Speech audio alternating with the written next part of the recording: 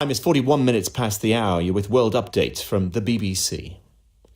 Now, there are more signs that China is clamping down on freedom of speech in Hong Kong. A senior Financial Times editor was refused entry to the territory on Thursday, and that happened the same day that two Hong Kong talks by a London-based Chinese author were cancelled by the authorities.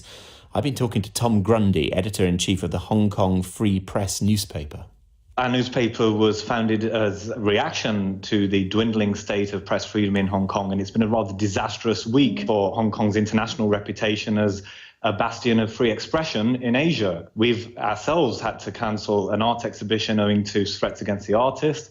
We've had a Financial Times journalist been denied entry into Hong Kong yesterday, and we're about to learn whether an author will be allowed into the city because a venue has cancelled his book talk, a book that was critical of China. So very embarrassing, I'm sure, on the world stage for Hong Kong at the moment. Is it embarrassing for China? They seem particularly sensitive to criticism at the moment. Well, certainly Hong Kong has been trying to make it clear this year that the red line of independence, the talk of the pro-independence movement, is supposedly banned in Hong Kong. But this book was critical of China, of the totalitarianism. It was a satire and took aim at Xi Jinping.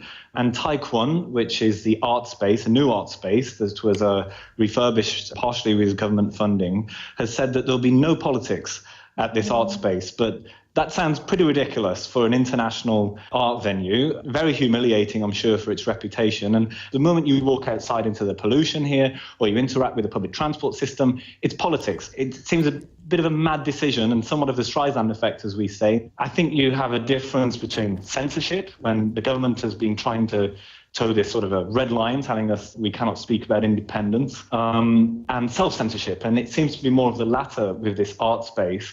And it seems to be more powerful because when you have people running around trying to understand what they can and can't say, even the most innocuous things can get caught up in this. So it's more powerful in a sense that you have people now in Hong Kong getting concerned about self-censorship. And why do you think these two individuals this week have been singled out?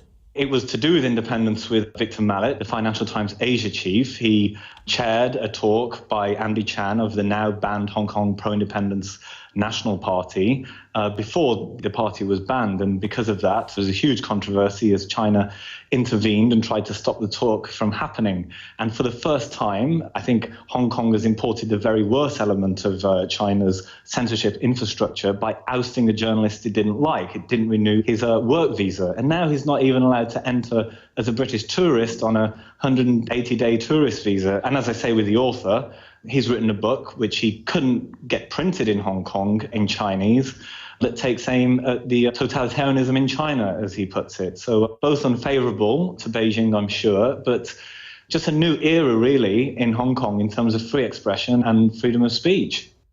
That was Tom Grundy from the Hong Kong Free Press.